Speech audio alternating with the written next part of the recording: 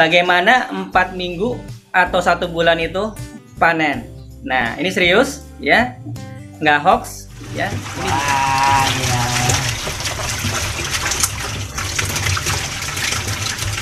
Sementara itu poin-poin penting yang teman-teman harus ketahui. Ketemu lagi dengan saya Arfan Zamar. Ya, gimana kabarnya Bapak Ibu? Sehat semua ya, teman-teman. Sehat semua ya. Semoga kita diberikan kesehatan, amin. Diberikan kebahagiaan, keberkahan rezeki yang berlimpah, dan pandemi ini cepat selesai dan kita bisa silaturahmi, kumpul-kumpul sama keluarga. Udah kangen banget nih sama keluarga. Nah guys, hari ini saya mau panen lagi. Ini udah yang ketiga kali panen ya. Yang ketiga kali panen, kali ini serius. Karena saya memang mau tekunin budidaya ikan lele pembesaran. Nah, butuh pembelajaran, kesalahan sana sini, penyakit lele dan macam-macam ya, dari ember ya, dari media kecil kita belajar dulu ya sebelum kita masuk ke media besar. Ya saya rasa kita butuh pakai ember untuk pembelajaran, oke banget. Nah, apakah bisa diolah juga? Nah, nanti kita akan bahas di situ. Guys, hari ini saya mau panen yang ketiga. Nah, yang menarik dari ini adalah ini 1 bulan. Serius, ini 1 bulan panen. Serius ya, 4 minggu panen guys. Ya, mau tahu? Ikuti terus ya. Nah,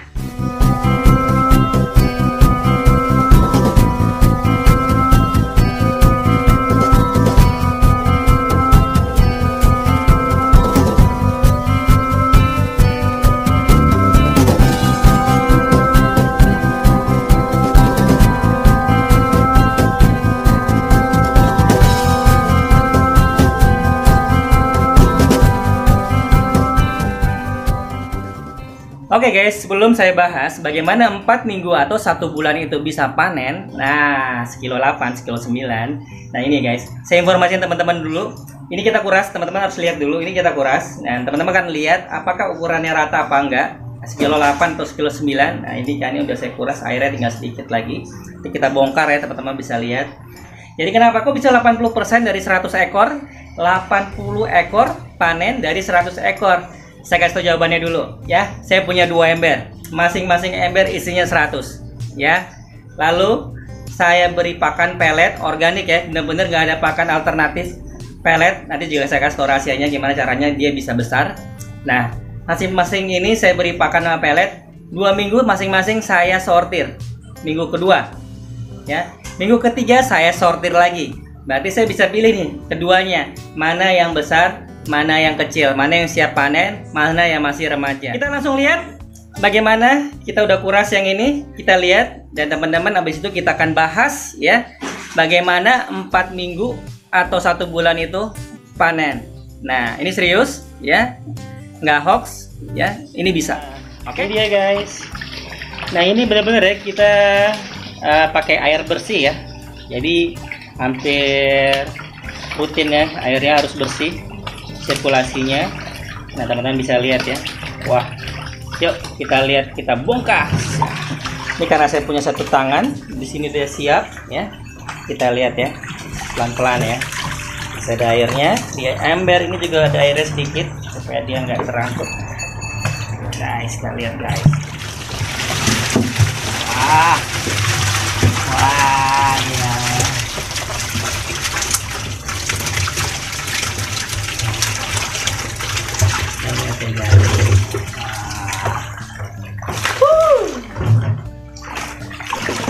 Oke guys, ini saya langsung aja bagaimana caranya 4 minggu atau 1 bulan itu bisa panen. Nah ini gak hoax ya, ini benar-benar seperti teman ketahui, udah lihat ya ukurannya sekilo 8 sampai sekilo 9 ya, hampir rata ya, kebanyakan sekilo 8, besar-besar. Nah teman-teman udah ketahui tadi saya punya 2 ember, masing-masing isinya 100, selisihnya 1 minggu masing-masing, 100 bibit masuk masing-masing ember. Dan kenyataannya saya sortir di minggu kedua dan minggu ketiga, kedua embernya. Lalu saya pisahkan mana yang besar, mana yang remaja. Yang besar ini pas 4 minggu kita tadi udah bongkar. Nah sedangkan yang remaja ini masih 120 ekor. Ada yang mati, adalah. Nggak mungkin ya, nggak ada yang mati 1-2 ekor, pasti ada mati lah. 3 ekor pasti ada yang mati. Nah hal yang perlu teman-teman ketahui, gimana caranya pembesaran. Kok bisa sih besar? LBG sekalipun ya, ukuran LBG sekalipun itu kadang-kadang ada yang sampai 2 bulan 3 bulan baru panen. Nah, alhamdulillah saya bisa 1 bulan panen. Ada caranya teman-teman yang perlu teman-teman ketahui ya. Yang pertama adalah kualitas air, bibit ya, bibit dulu ya. Bibit, teman-teman harus ketahui bibitnya. Bibitnya harus sehat dan bagus ya. Kalau mau cari yang sertifikasi, kadang-kadang ada yang mudah, ada yang gampang nyarinya. Yang sertifikasi untuk cari bibit yang bagus, kebetulan saya random, jadi saya harus cari bibit yang bagus. Saya pernah pengalaman dapat bibit yang nggak bagus, ada yang banyak mati ya, harus sharing ke grup dan lain sebagainya, harus ngalamin banyak penyakit ikan lele ya, cacar lah ya, yang macam-macam ya, penyakitnya kuning lah dan sebagainya. Nah, buat teman-teman, pastikan bibit itu teman-teman lihat gesit. Kalau teman-teman datang ke mau beli bibit, teman-teman harus lihat ini sortiran kedua atau ketiga. Walaupun kadang-kadang yang namanya penjual ya, dia mungkin akan bilang ya ini sortiran kedua, ini sortiran pertama. Kalau pertama saya rasa nggak mungkin, karena kan pertama itu katanya nggak banyak ya. Sortiran kedua, ketiga ya, yang penting gini lah, yang penting bibitnya terlihat gesit ya. Yang kedua nggak ada luka ya. Kalau luka ya, kadang-kadang pas dibawa ada aja tuh ntar yang mati pas sudah sampai lokasi rumah, ditebar gitu kan, besoknya ada yang mati kan karena luka ya. Kan kalau luka ada gesekan, ada amisnya keluar semua ya. Jadi ya pengalaman, saya juga pengalaman bawa ikan lele luka ikan lele luka ya, karena saya nggak tahu ya. Nah, itu dia bibit, cari yang lincah, cari yang gesit ya, cari yang terlihat saja, yang terasa saja sehat gitu ya. Jangan ambil yang sisa. Kalau lihat di situ ada sisa mau diambil ya, janganlah ya. Usahakan yang masih banyak bibitnya kelihatan gesit nih, ambil ya. Yang kedua, air. Sebelum teman-teman tebar bibit, air, pastikan airnya teman-teman udah diamkan 3 hari atau 1 minggu ya dalam ember. 1 minggu paling bagus. Dituakan airnya, karena tahu sendiri ya, air bawah tanah atau air pump atau air apa pasti ada material yang berat ya, yang nggak cocok sama ikan lele kita.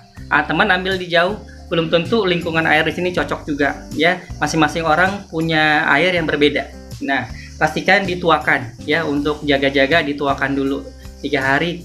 Hari pertama didiamkan, hari kedua diberi garam 25 gram kalau saya ya. Hari ketiga saya kasih prebiotik ya. Nah, habis itu baru teman-teman boleh tebar ya.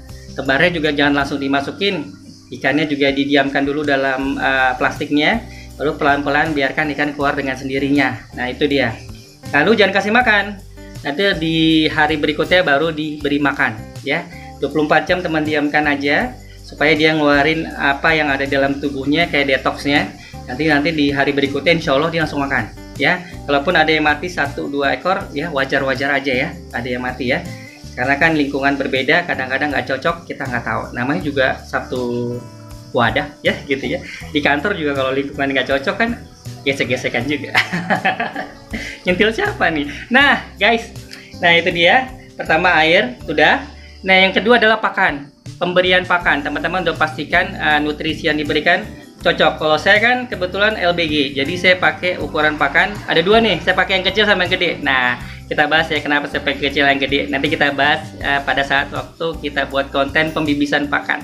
Ya, lakukan pembibisan pakan. Nah, nanti kita buat konten berikutnya cara pembibisan pakan. Jadi gini guys, kenapa saya memberi makan ikan lele itu di malam hari sama di pagi hari ya?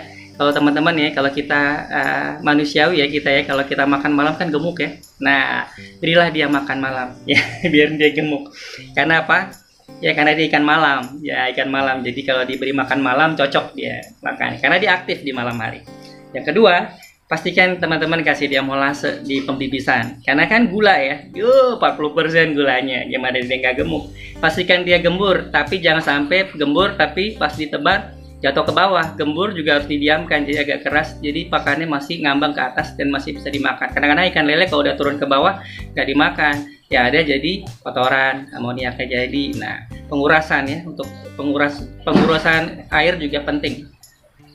Nah, pakan, bibit ya, air, 3 hal itu penting ya. Kedua adalah sumber dayanya, kitanya niatnya gimana, apa cuma mau taruh ikan lele doang atau mau bener-bener serius nih nekuninnya. Nah, kalau teman-teman serius nekuninnya, pengen ngebesarin, insya Allah jadi, karena punya niat yang besar. Tapi kalau cuma pengen taruh aja, kasih makan seadanya begitu ya, hasilnya juga seadanya. Nah gitu ya. Oke guys, itu aja dari saya. akan lebih detail lagi. Nanti kita akan buat konten satu-satu ya untuk lebih detailnya. Untuk sementara itu poin-poin penting yang teman-teman harus ketahui. Guru yang paling baik adalah saat teman-teman melakukannya sendiri ya. Jadi kalau teman melakukan masalah itu baru bagus. Ada masalah itu bagus karena kita bisa belajar dari masalah itu. Ya, jangan terlalu banyak konten ikut sana ikut sini akhirnya kita pusing ya. Teman-teman harus coba ya, lakuin satu hal. Nah, kalau ini bisa, jadikan itu karakter teman-teman untuk budidaya ikan lele.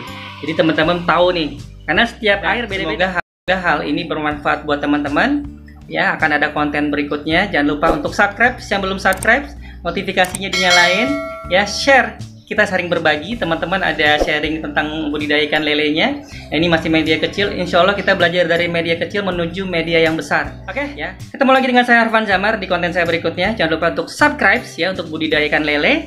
Tetap ya, saya akan buat konten tentang Gojek juga ya, karena saya ojol banget ojol ya. Kita kan juga akan masak-masak ya, soal pengolahan dan lain-lain ya. Ketemu lagi guys.